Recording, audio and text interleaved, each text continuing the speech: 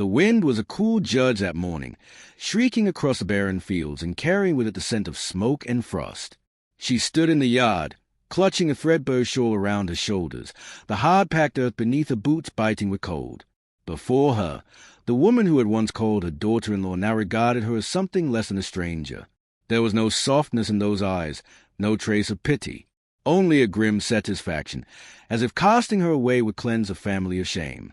The words that followed were sharp as a winter air, barren, cursed, useless. Each syllable struck like a lash, and she bore them in silence because words had long ago lost their power to defend her. Behind the older woman, the farmhouse loomed, a place that had once held the echo of her laughter, the warmth of her husband's hands, and the fragile hope of a future. That man, her husband, lay in the earth 2 winters past, taken by fever that no prayer nor poultice could cure. His absence left a hollow that nothing filled, and in the vacuum his mother's bitterness had flourished. Now, after months of whispering discontent, the verdict was spoken aloud. She would not be allowed to remain. Her womb, empty of children, was judged a sin against the bloodline. A small bundle lay at her feet, flour too stale to bake into bread, a knife dull from years of use, and a flask of water that would freeze solid before dusk. It was not mercy, only convenience, for it spared the old woman the guilt of outright murder. Yet the effect was the same, cast into the teeth of winter with no kin, no hearth, no place to rest her head. She bent, picked up the bundle, and turned without a word, though every muscle in her body screamed against it. Snow crunched beneath her boots as she passed beyond the yard, past the tilled soil now stiff with frost, past the skeletal orchard that would bloom again come spring, though she would not be there to see it. Each step was an act of will. Behind her, the farmhouse door slammed shut, the sound final and unforgiving. The weight of abandonment pressed harder than the cold. She drew the shawl tighter, the fabric rough against her skin, and forced herself forward.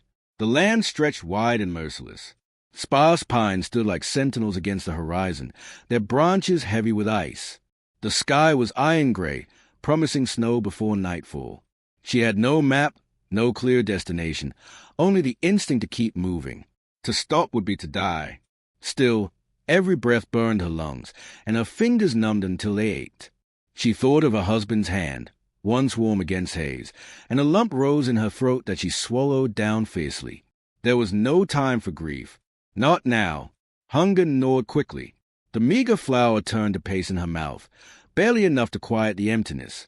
She drank sparingly from a flask, knowing the liquid inside would soon harden to ice. The knife at her belt offered little comfort, its blade more suited for cutting twine than defending against what lurked in the wilderness. Yet she carried it anyway, the weight of it a reminder that she still had a chance, however slim. The wilderness did not welcome her. Crows wheeled overhead, their cries harsh and mocking. Once, she heard the distant howl of wolves, low and mournful across the snowbound hills. Instinct told her to quicken her pace, though her legs already trembled from fatigue. Each shadow seemed a threat, each gust of wind a reminder of her fragility. But deep beneath her fear lay a current of defiance. They had cast her out to die, and though she might falter, she would not grant them that satisfaction easily. As hours stretched into dusk, the world grew darker, colder, more hostile. She stumbled across a frozen creek, the ice cracking underfoot, and nearly fell. Kneeling, she pressed her palm against the ice and stared into the still water beneath, her reflection blurred and distorted. Was this the woman she had become? Empty, forsaken, unloved? Her jaw tightened. She rose and kept walking. Night approached, and with it came the real terror. The temperature dropped, biting through her shawl until her skin felt aflame. Her teeth chattered, uncontrolled. She searched desperately for shelter, her eyes scanning the bleak horizon. At last she found a hollow beneath a fallen tree, its roots twisted upward like gnarled fingers. Crawling inside, she pressed herself into the damp earth, curling into the smallest shape possible. The air smelled of rotten soil, but it was shielded from the wind. She closed her eyes, praying that sleep would not become death. Dreams came, cruel and vivid, her husband's voice calling her name. Children's laughter she had never borne, echoing in the spaces of her mind. Then the laughter turned to jeers, her mother-in-law's voice rising above them all, branding her cursed. She woke with a start, heart hammering, tears frozen to her lashes. The sky outside was pale with dawn. Somehow, against odds, she had lived through the night. Her limbs were stiff, her body aching, but she forced herself onward, step by step, mile by mile, through snow that seemed endless. Hunger clawed at her until she felt hollow, each breath shallow and painful. Once, she thought she saw smoke on the horizon, but when she reached the rise it was only mist curling from the frozen ground. Hope rose and fell like waves, leaving her weaker each time. By the third day, her strength waned dangerously. The flask was empty, the flour gone, and the knife hung useless at her side.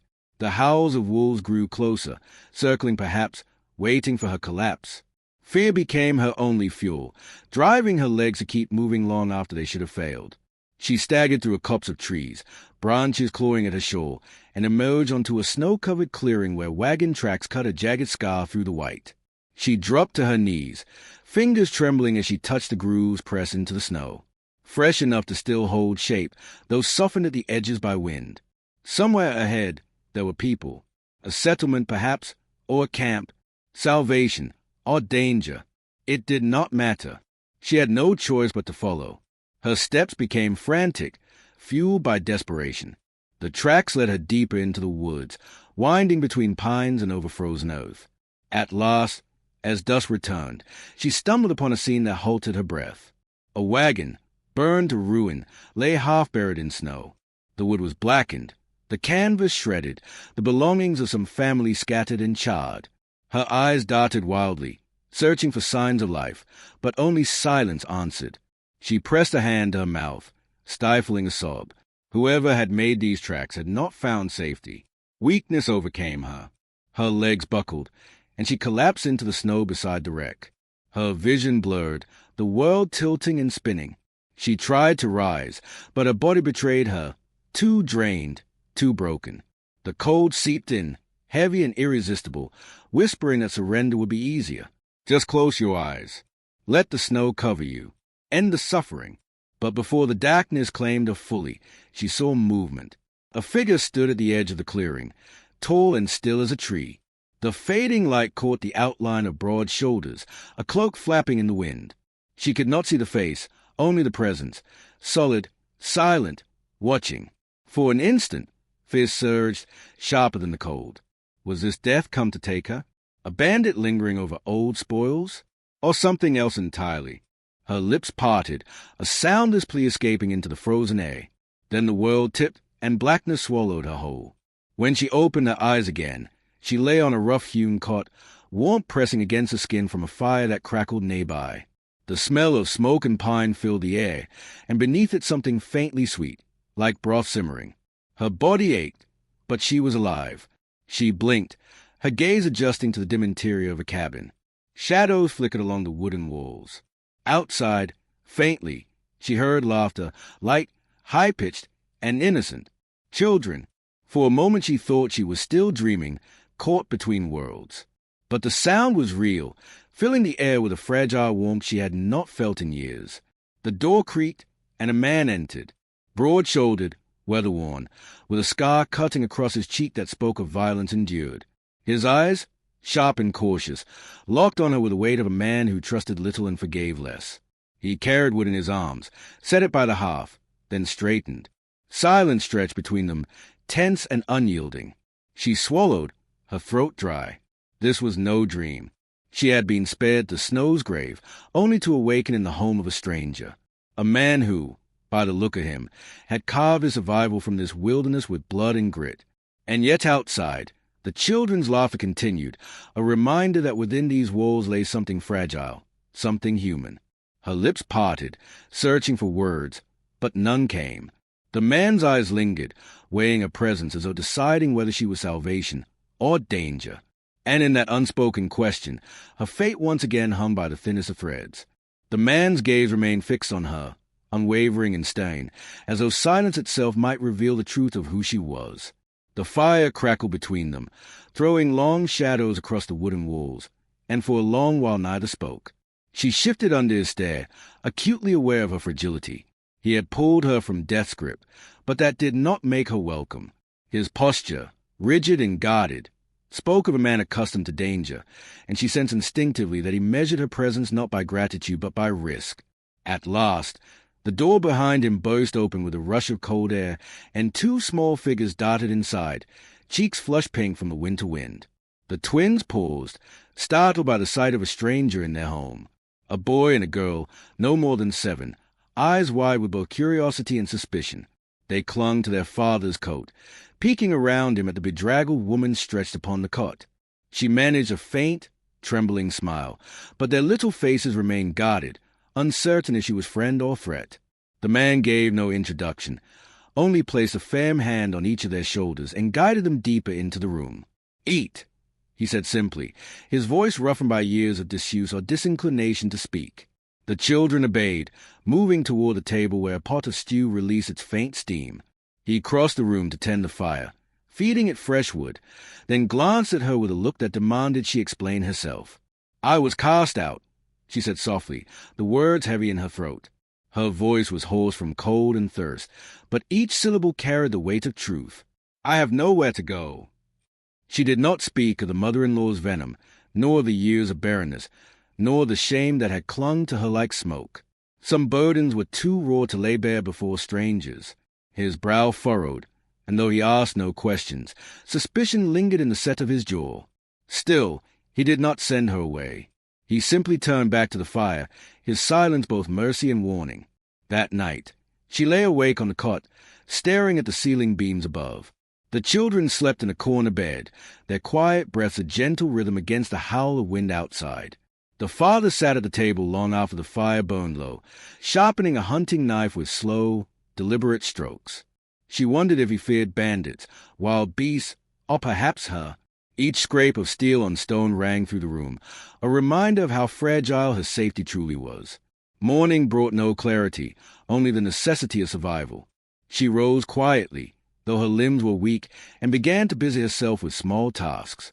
She swept the dirt floor with a bundle of twigs, gathered the children's scattered toys, and folded rough blankets neatly. The children watched her at first with caution, whispering to one another, but as the hours stretched they inched closer, curiosity outweighing fear. The girl placed a wooden doll in her lap without a word. The boy hovered near, asking simple questions that his father ignored. The father noticed, his eyes narrowing as though wary of her influence. Yet he said nothing, neither forbidding nor permitting. She sensed his hesitation. Trust, for him, was a distant country, and she was no citizen of it. Days passed in this delicate balance. She mended torn clothing with thread pulled from unraveling hems, her fingers nimble and practiced. She hummed old lullabies, wordless tunes that seemed to soothe the twins when the storms outside grew fierce. They began to seek her presence more openly, tugging her hands to join their play, climbing into her lap with innocent confidence. For each small gesture of acceptance, the father's eyes grew harder, as though warning her not to mistake affection for belonging. At times, she caught him watching her when he thought she did not see, his expression unreadable. He was a man carved by hardship, his silence a wall built stone by stone over years of loss. Yet in fleeting moments, when his children laughed or when the fire cast warmth upon their faces, she glimpsed the softness he buried deep within. It was not tenderness for her, not yet, but for them, and in that she found the faintest glimmer of hope. The wilderness beyond their cabin was no gentler than before. Each trip outside carried danger, each hunt a risk of never returning. The man left at dawn with rifle slung across his back, and she watched the tree line until he returned, each minute an echo of dread. Sometimes he came back with a hare or a brace of birds, sometimes with nothing but the weariness of a fruitless day. Always he returned armed, scanning the horizon as though shadows themselves might strike. It was during one such evening, as he stood at the door wiping snow from his boots, that he spoke more than a handful of words for the first time. "Tracks nearby," he said. His voice was low, taut with caution. "Not animals. Men." The children froze at the words, glancing toward their father with wide eyes. She felt her pulse quicken, fear blooming in her chest. "Bandits," she whispered. He gave no answer, only checked the lock on the door and set his rifle within reach. The silence that followed was heavier than words. The next days were thick with unease. The children played more quietly, sensing the shift in the air. She found herself glancing at the windows often, searching for movement beyond the frost. At night, she dreamt of flames and screaming, her wagons burned to husks as she had seen in the clearing. She would wake to the sound of her own breath and the steady scrape of steel as a man sharpened his knife, keeping vigil long after the rest had slept. It was on a gray afternoon that another figure appeared. She was gathering firewood near the edge of the trees when movement caught her eye, a tall man stepping soundlessly from the forest. Her heart lurched, the bundle of sticks falling from her arms. He was clad in buckskin, hair braided with feathers, face marked with lines of paint. His presence was quiet yet commanding, like a shadow pulled from the earth itself. Before fear could seize her fully, the father appeared, rifle raised. But the stranger did not flinch. He lifted a hand in silent greeting, his expression calm, though his eyes carried the weight of knowledge. Words passed between the two men, few and clipped, their voices low. She could not hear them clearly, but she read enough in their stances. Respect tempered by caution, old acquaintance tinged with unfinished business. When the exchange ended, the stranger disappeared back into the trees, leaving only silence in his wake. The father lowered his rifle, his face grim. He did not explain, not to her, not to the children. But that night he spoke again, more words than she had ever heard from him at once. Danger's close. He came to warn me. Bandits moving through the valley, raiding cabins, burning homes. His jaw tightened, and he looked at her directly. If they come here, you take the children and hide. Do not wait for me. The command struck her like a blow. To flee was to abandon, yet to disobey was unthinkable. She nodded slowly, though inside her heart raged with conflict. She had been branded barren, unwanted, cast aside as worthless. Now she was entrusted with two lives that were not her own, fragile and precious. The weight of it threatened to crush her, but also stirred a fire she had not known she possessed. That night, as the twins curled against her on the cot, she listened to the wind batter the cabin walls and wondered what it meant to be strong. She thought of her husband, gone too soon, of the venomous voice that had sent her into the storm, and of the figure she had glimpsed in the clearing before her collapse. Strength was not merely survival. It was choosing to protect, even when fear begged her to surrender. The days grew sharper, colder. She caught the father studying her more often, his suspicion slowly shifting into something less defined. He still spoke little, but when he did, his tone lacked the edge it once carried. The children's laughter rang brighter now, unshadowed by their earlier caution. They had chosen her in the way children did, simple, unreserved, without fear of betrayal. But the tracks in the snow multiplied. Once, she saw them herself while gathering water, a cluster of footprints too heavy for hunters, too careless for travelers. Her chest tightened, and when she told him, he only nodded grimly, as though confirmation of what he already knew. The tension became a living thing in the cabin, thick as smoke. Every creak of the trees outside, every distant howl of wolves, carried the threat of something worse. The children sensed it too, clinging closer, their play subdued. She moved through each day with nerves strung taut, caught between the fragile peace within and the menace circling without. And then, one night, the waiting ended. She woke to the faint glow of light outside, flickering against the window pane. Not the pale shimmer of moonlight, but the angry dance of torches. Her breath caught, her body freezing as if the snow itself had seeped into her veins. She rose slowly, the sound of her heartbeat deafening in the silence. The father was already at the door, rifle in hand, his face set like stone. The twins stirred, whimpering in their sleep, and she moved instinctively to their side, shielding them with her body. Outside, voices rose, low and mocking, the shuffle of boots crunching in the snow. The bandits had come, and the fragile refuge he had found was about to be tested by fire.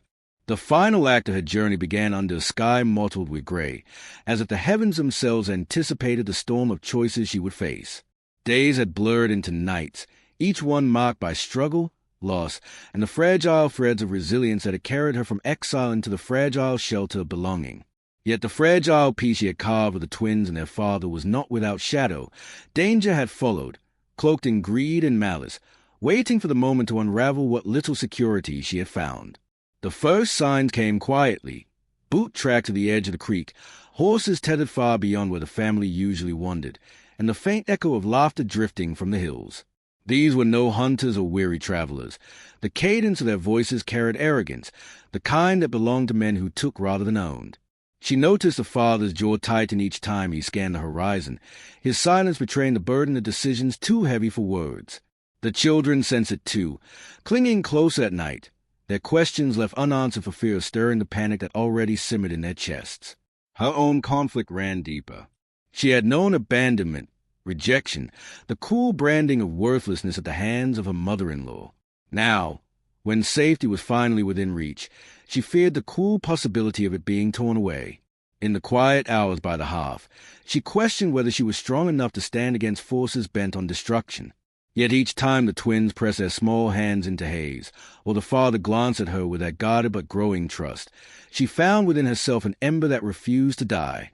The threat soon materialized in the form of bandits, a ragged group who prowled the outskirts of the settlement, striking at isolated cabins and lonely travelers. Their leader was a man with eyes like frost, devoid of compassion, his presence carrying the weight of inevitability.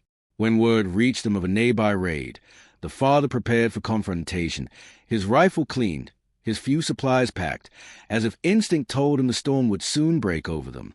She, too, prepared, not with weapons, but with resolve. This time she would not stand aside, a victim of fate's cruelty. The night the bandits came, the wilderness itself seemed to conspire against them. A storm lashed the valley, winds bending the trees until they groaned, rain turning the soil into treacherous mire. The thunder masked the approach of hooves until the barn doors rattled, and shouts pierced the night. The children cried out, and in that moment instinct took over. She ushered them into the cellar, her voice steady though her heart hammered like the storm outside. Above, gunfire cracked, the father's defiance echoing in defiance against overwhelming odds. Fear nearly paralyzed her, yet it was a memory of her exile, the cold dismissal, the bitter words of being unwanted, that hardened her spine. She seized a lantern, the only weapon at hand, and emerged into the chaos. Flames licked at the barn where the bandits had thrown torches. The father stood blooded, struggling to fend off two attackers. Without hesitation, she hurled the lantern, its glass shattering, fire erupting in a sudden blaze that forced the marauders back. In confusion, she pulled him to cover, their breaths ragged, their eyes locking with unspoken understanding. For the first time, she was not a burden, but a partner in survival.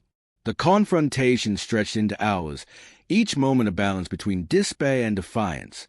The bandits pressed hard, their greed insatiable, yet the storm and fire turned against them, scattering their numbers and weakening their resolve. By dawn, the survivors retreated, leaving behind smoldering ruin but not victory. The homestead stood scarred, but unbroken, and in that resilience lay the seed of something more enduring than fear. In the silence that followed, exhaustion fell over them like a heavy shroud. The twins emerged from hiding, their small voices trembling as they called for their father. He embraced them, the hardness in his face softened by relief, though his injuries told of the price paid. She stood near, uncertain, until the girl slipped her hand into Hayes, the gesture simple yet profound. Acceptance had come not from words, but from shared struggle. Her arc reached its quiet resolution not in triumph, but in recognition. She had not been defined by infertility, nor by abandonment, nor even by the cruelty of those who sought to break her spirit. Instead, she had been reshaped by fire, storm, and the fragile bonds of chosen family. Where once she had walked with shame and doubt, she now stood with purpose, her place not granted but owned. The father, still cautious with words, finally allowed them when the sun pierced through the clouds. He thanked her, not as one indebted, but as an equal who had carried them all through the darkest night. His gaze lingered, not in pity or obligation, but in quiet acknowledgment that her presence had altered the course of their lives. The story did not close with certainty. The wilderness remained untamed, dangers still lurked beyond the tree line, and grief left scars that would never fully fade. Yet within the fragile circle of their survival, there lay a promise, not of perfection, but of endurance. She had found not just shelter, but a place where her strength could root and grow. As dusk fell again, she sat by the doorway, watching the twins chase one another through the charred remains of the yard, their laughter carrying on the wind. It was not the sound of a perfect ending, but of life continuing, stubborn and unyielding. And in that defiance of despair, she discovered the truest resolution of all, that even in abandonment, one could find belonging. Even in ruin, one could build anew. If you found yourself drawn into her story, into her exile, her survival, her reckoning, remember that resilience is not born of ease, but of enduring hardship with courage. If her journey spoke to you, then stay with us for more tales of struggle and strength. Like, comment, and subscribe, and let her story remind you that even when cast aside, a new beginning may be waiting just beyond the storm.